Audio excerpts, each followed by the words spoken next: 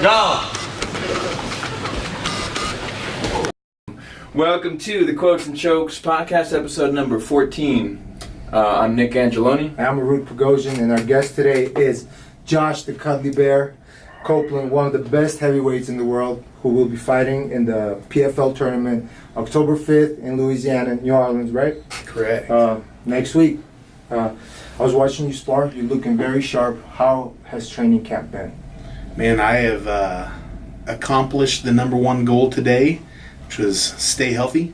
It's always the last part. Oh, dude, I'm sitting there, no cuts, no bruised ribs, don't jack shoulder or anything, and man, it's nice to know I'm in shape. It's nice to know I'm going in without going sea level. Yeah, it's always it's got to be tough when you're heavyweight when the partners are like limited. Because I know me, we have a ton of lightweights on the team, right? And luckily, all the heavyweights here are cool guys, as far as I know. I've never sparred with any of them, thank God. I sparred Josh. Josh is the coolest sparring partner. Is he? Yeah. Oh no, I sparred with you, yeah, but the gentle giant. What I mean is, like, amongst all the people that are my size, I'm choosy, especially at the end of camp. You know? Yeah. I'm like, no, I'll spar with you. You know? Yeah. And when you're heavyweight, there's only fucking 3 guys your size. You're like, fuck it. Cross the fingers. Last sparring day, I legit make a prayer. I'm like, God, please keep me healthy. Just let me make it through today. Right. And we'll be good. Yes. I say that for every sparring. I mean, I say a low key, but a special one. Yeah. Heck yeah. So for everybody listening, this is the second attempt at our episode with Josh. We had some technical difficulties last episode. Someone didn't do their job. So let's kind of recap. I know we've talked about this already, but listeners haven't heard it. So before we kind of get into some of the deeper stuff, tell everybody. Let's talk about first let's talk about your history, your past, and how you got into MMA, and then we'll kind of get into some more present stuff. Yeah, man. My story's a little long, so I'll condense it. Okay. Man, I grew up in Arkansas where they had no wrestling, and I had Podunk Mountain Home. What do they have in Arkansas? Well, like got corn there. Where I grew up in Mountain Home, small town. What's the population? When I lived there, around 9,000. And that's tiny. That was the largest town for a couple hours in all directions. So everybody knew each other. Yeah. Everybody knows each other's business. Very true. And that being the biggest town, it's like, unless you're going to Little Rock or Springfield, Missouri, you know, you don't have. I mean, we grew up where when we would go to Springfield, a treat would be going to Red Lobster or Olive Garden. It was always, hey, where do you want to eat this time? You know, just because we didn't have stuff. we didn't have any of those chained restaurants in Mount Home. So, but growing up there, I was just a football player, threw shot put and all that, and wound up going off to school. Went to college for youth ministry and went 2 years in Louisville, Kentucky. Then I transferred to Dallas Baptist University, and in Dallas back in 2005. Wound up a friend in history class invited me to go do jiu-jitsu. I never heard of jiu-jitsu back then, and told me it was just like wrestling, but to finish them, you submit them. So went and checked it out, went to Travis Luter's Brazilian jiu-jitsu there, and fell in love with it. You were hooked. Yeah, it was near a good school, huh? Well, what city did you say you were going to college in? I missed that. In Dallas. In Dallas, okay. Dallas there. But it was also, at that point in time in my life, I was literally doing jiu-jitsu just to help keep the weight off. Just because I was a big boy and wanted to do the ministry stuff and all that. So, but one thing led to another. About 2.5, 3 years into doing jiu-jitsu, I ran into my buddy Justin Wren. And the big pygmy. The big Shout pygmy. out to the big pygmy. Yeah, my boy. He was the Viking back then. Okay. And, so met him, and him and I hit it off. He looks like a Viking. Yes. Yeah. He looks straight off the Norwegian boat. Exactly. You both do, actually. Yeah. Imagine if Josh and Justin, they like invading and they come in, bunch of them, bunch of Justins, bunch of Joshes coming in on boats. How petrifying would that be? Yeah, for real. Take our land, take our women. I'm interested in the food. No, you're good. So met Justin, him and I hit it off, became best friends, main training partners, roommates. He made it on the show The Ultimate Fighter, and he's the one that kept planting seeds in my head. And, hey, you should think about fighting. Hey, you got what it this takes. and that. Yeah. So he gets off The Ultimate Fighter, does really well. Rashad Evans, Trevor Whitman out of Grudge invited him to come up train full time, and him and I moved up here fall of 2009. So next month and you're roommates, huh? Yeah, we were. Nice. Yeah, so Next month is what? next month Oh, is 9 years in Colorado. Nice. So, Colorado is by far the favorite place I've ever lived. Yes. Out of Armenia, Europe, like New York, Colorado, Denver. Like, I don't want to live anywhere else. nice. Yeah, I agree, man. I love the people down in Texas, but to me, it's like you can't beat the mountains, the weather. You got all 4 seasons. You guys never lived at the beach, have you?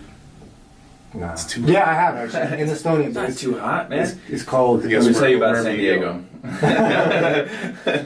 Mid 70s, 300 days out of the year. That's true. I've never been to San Diego, and I hear it's pretty dope there too. So I like mid 70s. the '70s is pretty. That's my favorite. But you're also like paying like $1 million for like a townhome. You know, so there's a trade-off. That's how it There's a goes. reason why it's expensive, though. You know. All right, so Could you, go ahead. I was just gonna say. Well, I was gonna say, tell us a little bit about the tournament you got coming up. But if you Yeah, that's exactly what I was going to Okay, say. cool. For the to summarize, for the layman that has no idea about the PFL tournament, there's $1 million big prize, right? Yep. And so you have to fight 3 times to make it into the tournament. Two Nope, times? 2. 2 times to make it into the tournament. And now it's an 8-man tournament, correct? Correct. so explain to us. Yeah, explain to us how it works. Fighting for the Professional Fighters League.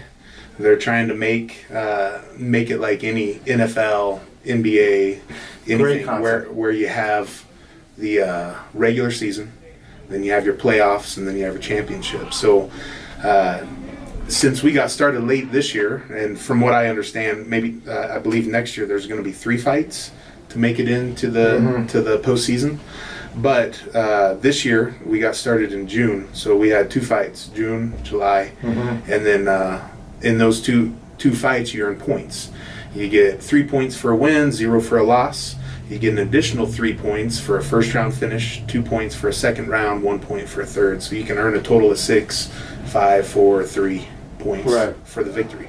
So after those two fights, the top 8 guys with the most points will move on to the playoffs. So now This is it. this is it. 8-man tournament Yes. with $1 million Yeah. for the final prize. Hell yeah, dog. That's it. That's a tournament that I am dreaming to be a part of. Hopefully I get on the next season, but like, that's a game changer. Absolutely. I'm Yeah. so thankful. So blessed. You have a question, Nick? Oh, sorry. I'm trying to make sure that my dog's not at home peeing on my couch, so I'm a little. All So right. you, Curtis, So- and Alistair are training together. Yeah. It was just you and Curtis before. Now it's Alistair too. Like, I feel like you guys all learning from each other. How's that been? And it's funny how much negative stuff I heard about Alistair before. Really? And just how he'd run through training partners and not take care of them, knockout, you know, next. And man, he is 100% opposite than what I've heard. And he's worked with me. He's, you know, we've had some good rounds. He's helped coach me, helped this and that, you know. So having Curtis, having Alistair, man, they're two completely different guys, 2 guys that I can learn so much from. And I'm so impressed with Alistair, and yeah, so glad he's here. That's awesome. Go ahead. I've drilled with Curtis and I've rolled with Alistair, and both of them like super cool guys, super like helpful. You know what I mean? Like real. They don't trying to prove anything. You know what I Yeah. mean? Which is like a very rare commodity, like in training partners and stuff like that. So Right. You know. What would they be trying to prove to you? I agree, but like, I mean, That's true. This question, Fair point. question's like a butter. Fair point. They don't have anything to prove unless you're trying to be the JV superstar. Trying to, trying to prove something against them. Yeah. All right, so we're back. Sorry for the unannounced break.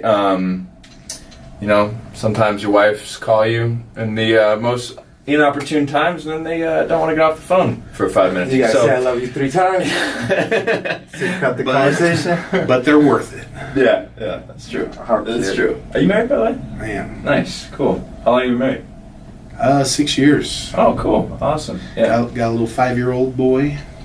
Nice. Oh, really? I didn't know that. Hey, Yeah. his boy is like a real boy too. He's not like a soft kid. He looks you in the eyes, shakes your hand. Yeah. I like that. He's Nice. my buddy. Nice. Yeah. That's He's, cool. he's just like a mini Josh. Yeah. Yeah. I can't wait. I'm Looks really just like excited him. for that, man. That's it's coming up. Best thing soon. ever. That's what I've heard. Yeah. Never knew how much I'd love being a dad till I was. Yeah. Everybody says that. It's so hard for me to believe that. Dude. So I sit there with my puppy, and I'm like people say like, oh, you're gonna love your kids more than you've ever loved anything. And I hold my puppy, and I'm like, how? On that note, I got a story for you. Oh yeah. So the day my wife was getting induced, it was like 8 in the morning. I was downstairs outside with my dad, and had my puppy out there. She's half black lab, half German short-haired pointer. Mm-hmm. She's wiry, loves to hunt, loves to Energetic dog. yeah, and loves to fetch everything. And I remember sitting there, same thing. My dad asked me, Josh, how you feeling? And I'm like, to be honest, it's kind of weird, because I'm worried that I'm not gonna love my kid as much as I love my dog. And I'm not Let me tell you, I love this dog. because to me, my dog's my girl. Yeah. And dude, I would throw down for her. I would tear someone up. She would kill for you too, though, right? Yeah, she's. Mm-hmm. I mean, you're a dog lover. That's Yeah. family. Yeah. It's like heck yeah. And I remember my dad just laughing and saying, "Just wait, just wait and see." And sure enough, man. And for me, it wasn't love at first sight. I remember sitting there. He had to grow on you. I like to some people, it's like, oh, it changed my life that instant. This and that. And I remember holding him and thinking, I love you. You're just a little blob of meat I didn't right really. Of course, I have the. This is my potato. For me, of course I'm going to take care of you. I'm going to do this and that. Yeah. But I remember, man, like as right around the 3rd month, I remember sitting there holding him, and he looked at me, and he's all, ugh, and he smiles at me, and I'm just like, You're growing. you're kind of cool. I like you. I like you, dude. And man, I'm not lying. From that point on, it was like month by month, I loved him more and more. And once the 6th month hit, it was like every 2 weeks.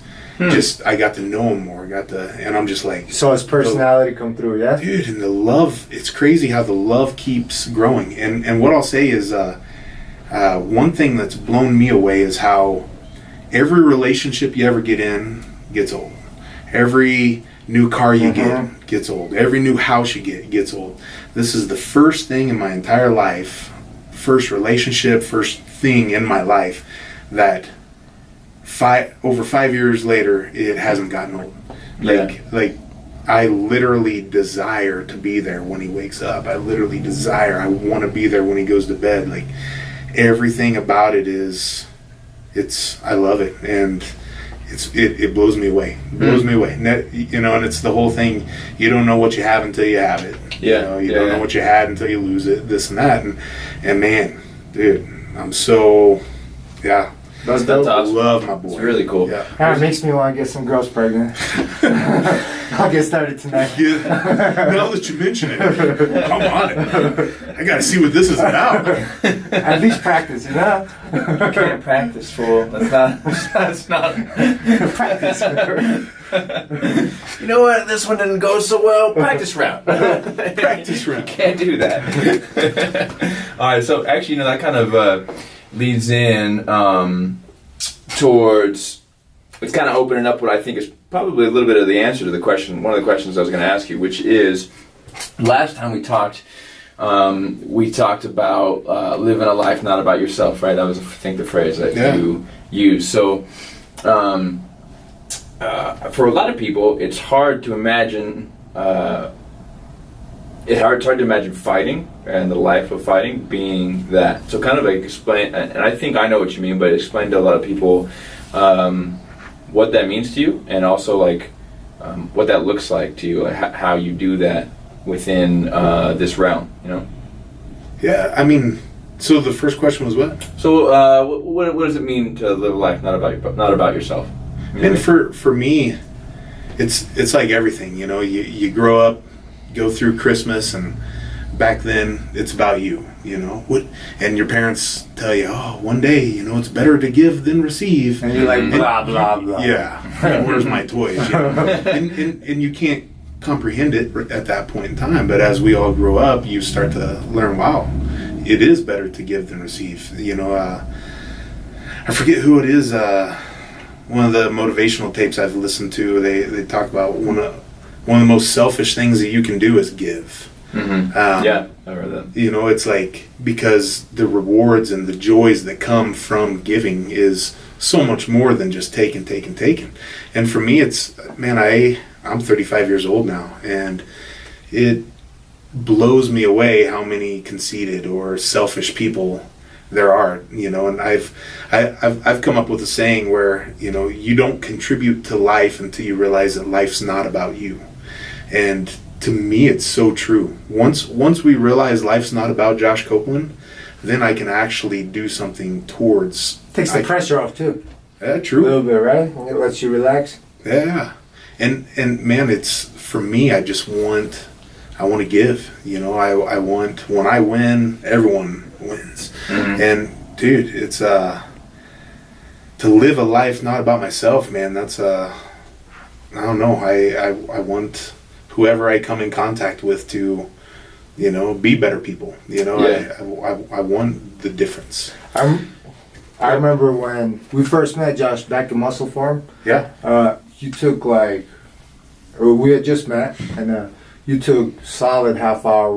We started talking about ticket sales, and you didn't even know me, but like, you took a solid half hour, and we just sat there and had a conversation about ticket sales. I was ready to make my pro debut at the time, still haven't made it, and you sat down, you broke it down to me how you got to talk to, how you got to hit up everybody individually, and I was like, hell yeah, man, you didn't have to do that, but that was an example of how you can give it. Like, you know, when people say give, they mean, sometimes they think it's just money. No, it's your time, Yeah. whatever, you know, money, services. And I'm 30 now, but it took me like just 28 years to start realizing that, yeah, it does feel good to give. Yes. Yeah. Yes. I think at one point though, because I remember being told that, and then like given, you know, and being like, I'd rather. But then like you reach a certain point, and for me, I feel like that's something that like my Christian faith has kind of changed in me. Is developing your appreciation for that. Because at first it didn't feel that good, but then like you said, you reach a certain point where like there's a certain point in you where it's like it's better, you know what I mean? And like the value that you get from that is like much more than like a value than you can have from anything material, you know what I mean? Right. And we kind of talked about, did we mention the prize money for this tournament? Oh yeah. Did you talk about that when you went over the tournament format? It's $1 million. That's kind of multitasking. Yeah, so the grand prize is $1 million. The grand prize is $1 million. You get, if you show up and just to lose, you go home with 50. Okay. If you get that first W, you're guaranteed 100. You get the second W, you're guaranteed 200, and then the third is $1 million. Hell yeah. What would you? So, hoping that I'm not walking into an awkward situation, and the answer is, well, I'm going to buy a Lamborghini. What have you thought about what you might do with that, or do you leave that in the future? I mean, I've thought, you know, for sure, and I mean, one of my biggest things is, my inclination is to give. Yeah. You know, it's like thinking of old coaches that I've had. Couldn't pay you then, but hey, here's $10,000. Yeah. You know, just different things like that. But man, I also need to be smart, you know, and Of not course, yeah. let's not give it all away, you know. And just I'm not the type of person who goes out and buys fancy cars and stuff like that. I could care less. Yeah. I'd rather be the millionaire driving my Jetta than just be, I love seeing you get in the Jetta. You just, it takes up half the car. And I'll say I had a 2002 Volkswagen Jetta, got 360,000 miles out of it, and it was a gas. You remember my blue one? Yeah. And then last year, after I beat Mike Kyle, I flew back from Seattle and had bad news. The first cylinder wasn't holding compression anymore. Engine died, whatnot. So let's say goodbye to your baby. Sure enough, went on Craigslist, 2002 Volkswagen Jetta, and found this TDI. Yeah. And dude, I get 50 miles to a gallon. Yeah. How much? 50 miles to a What? gallon. It's diesel. Yeah. What? Yeah. And most I've got was 630 miles out of 12 gallons of gas, or 12 gallons of diesel. That's the way to go. 630. That's the way to go right 12 there. gallons. Have you been watching the press conferences between Khabib and McGregor? No. No. I haven't Goes that question. I haven't been following much, man. I've got my eye on. Dude, you got your eye on your prize. Yeah. You're not even worried about that. After this, then it's time to start getting in Halloween mode. Then it's time to start getting caught up on other things, you know. But right now, it's. Have you always been like that, focused on your goal and just like? I'd say with the PFL, I'm more focused than ever. That's Than for ever. sure. Nice. I mean, it's a big opportunity. it's like you're saying, your dream is to make it to the tournament.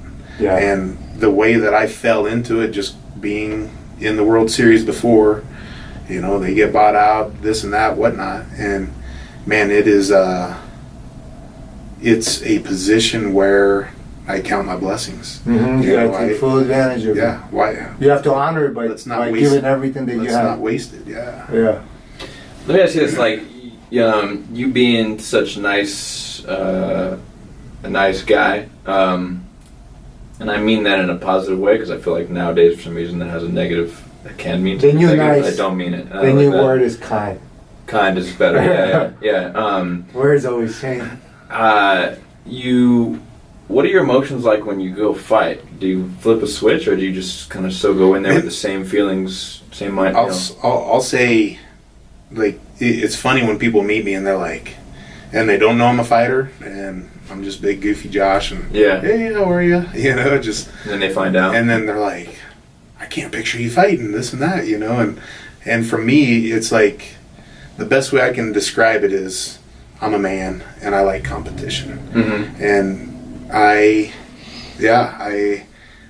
thrive to see where and what I can do. I like to me, people ask me, "Oh, are you getting nervous about this, and that?" And I'm like, "No, I don't get nervous." Well, I mean, there's certain amounts, but healthy nervous. But for me, it's this is why I'm alive, to test myself. I don't want to live just a normal life, go punch a clock, and that's not what I feel I'm created for. You want to find out what you're made of. Yeah, and it's something like, it's the test, you know. I mean, everybody wants. I mean, we've been in the octagon or the cage, whatever, and man, you're never more alive.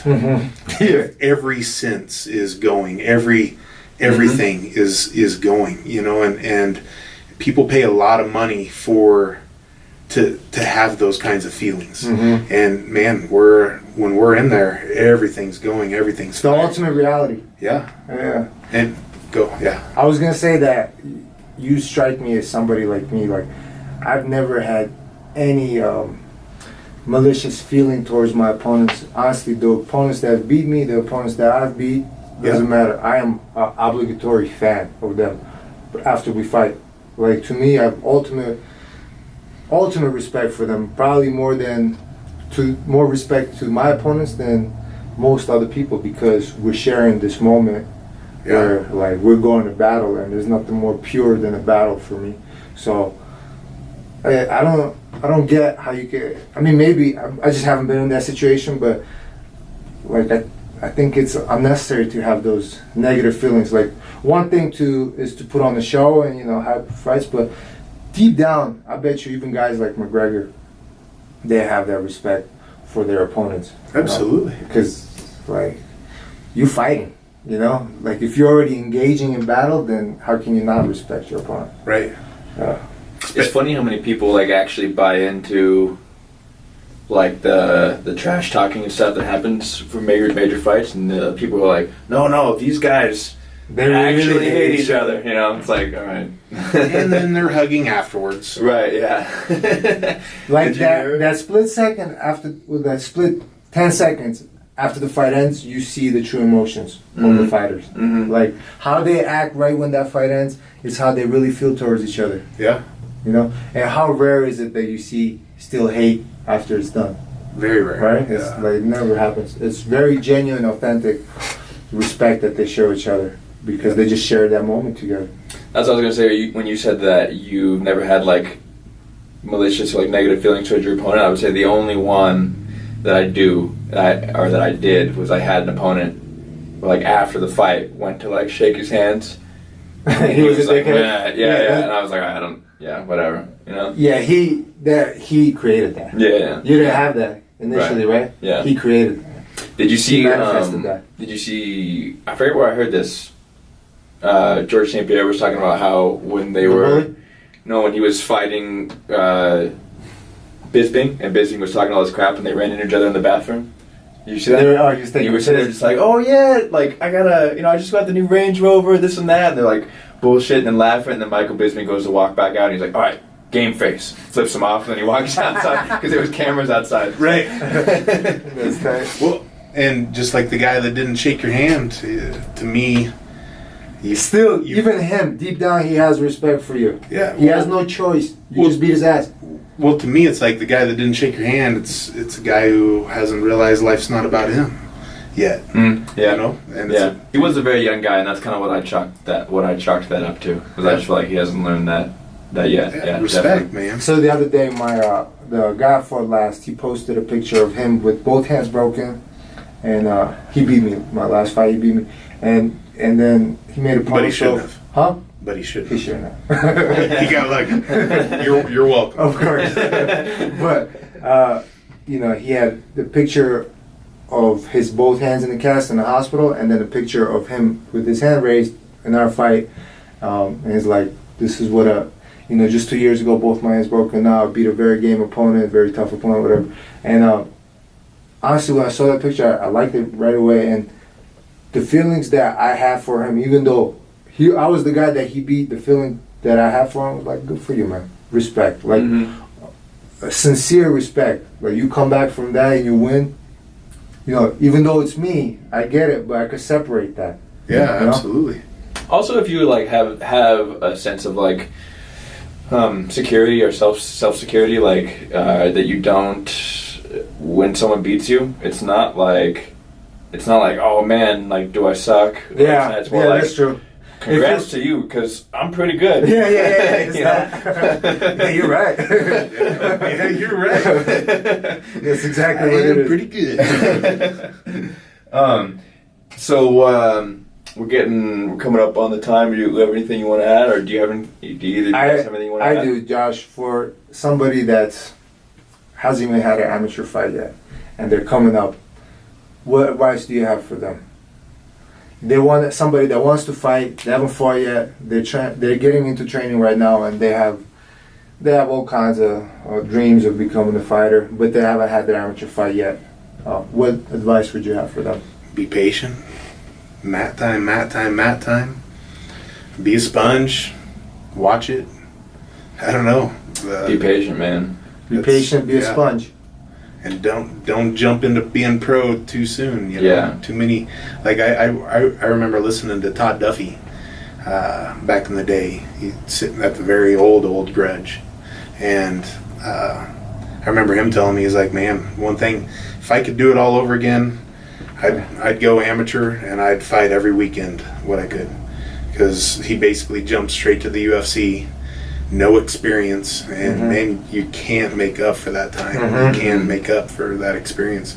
And it's Don't jump in too deep, too fast. yeah. The more positions you can get in, the more experience you can have, the better you are. You know. Everybody's looking for that shortcut too. I've gotten so many questions that people hit. Perfect example is CM Punk. Yeah, Right? You can't, and even against the opponents that he had. Yeah. And inexperienced Yeah. photographers. Forgive me. Still too early. Yeah, but I get a lot of people asking me like, okay, so like I'm this age, do you think I can get here in, can you think I can take my first fight in 3 months and be ready to turn pro in that I year? just I'm like, watched this movie, Never Back Down. In 3 months, the guy was world champion. Yeah, that was the biggest eye opener when I started fighting, and because fighting was pretty much the first I thought- long term. The Warrior was pretty corny too. I like that movie. That was like the best. That was the Shots best fired. MMA movie that they've made yet. Yeah, that's not saying much. They missed the mark, but it was the best one yet. You're right. It is And there's by a far- move. it There's is a move that happens in that, a jiu-jitsu move, and I saw it in that movie, and I use it all the time. Yeah. All the time. So, what was I saying? I don't know. I couldn't interrupted. hold it in. It was bothering me, so I had to say it. Oh, the biggest awakening I had was because fighting is the first long-term career that I've ever invested myself in. It was the first one, and I stuck with it. But I always had this idea and the way I would plan things when I was younger. I remember telling my friend, I was because this was when I was very young, and I remember telling him like, all right, I want to play basketball and go to college, and then when I get done with college, I'm going to pick up the guitar and then get real good real fast. And I'll be a rock star, and then I want to get into an astronaut program. How old are you? I'm like 5 or 6 or something. But I had this idea from movies that a whole lifetime's worth of work can happen inside of one Journey song. You know what I mean? Inside of one word. And then I got into fighting. I remember when I did my first fight without training. It was like a smoker, and I did okay on the feet because the guy didn't know anything either. But then he took me down and I lost on the ground. And so I was like, okay, I'm gonna go do jiu-jitsu for 3 months, and I'll come back and I'll be ready. And then I started doing jiu-jitsu. And then, 3 years later, I was like, okay, maybe I'm ready for a fight now. You know what I mean? It's like, Our perception of what it takes is always less. oh yeah, yeah. We don't see it. Yeah. How far, how much you have to do to actually get where you want to go. And there's no guarantees either. So on that note, be patient. Matt time, Be a sponge. be a sponge. How can people watch your fight, and how can they follow you on social media? And Oh stuff? yeah, break it down on the Facebook. So October 5th, quarterfinals will be on Facebook Watch. So if you go, just search PFL MMA Live, and they'll stream all the quarterfinals live. And then, so it's 2 weight classes, heavyweights and the featherweights will be going that night. And then the semifinals will be on NBC Sports. They'll start 9 p.m. Eastern time. So It's the same night? same night. Oh, Two yeah. fights, one that's night. right. Nice. So first quarterfinals is a 2-rounder, semifinals is a 3-rounder. So Josh, I'm looking forward to seeing you represent, dog. yeah, Mhm. I'll This is your time. do my best always. This is your time. How can people find you on social media? So Facebook, Twitter, Instagram, it's all Josh Cuddly Bear. Yeah. All right, cool. That's it. If you like the podcast, subscribe to us on iTunes or Spotify. We're also now on YouTube. You can find us on all 3 avenues, or whatever the word is. You can find us on all 3 of those platforms. There you go. At Quotes and Chokes. You can follow the podcast on social media at Quotes and Chokes on Facebook and Instagram. You can follow me on Instagram at Nick Angeloni 155, and then on Facebook at the Italian Stallion 155. And you can follow me at prime_time9999 on Instagram. All right, thanks everybody. We'll see you next week. Nice. Go!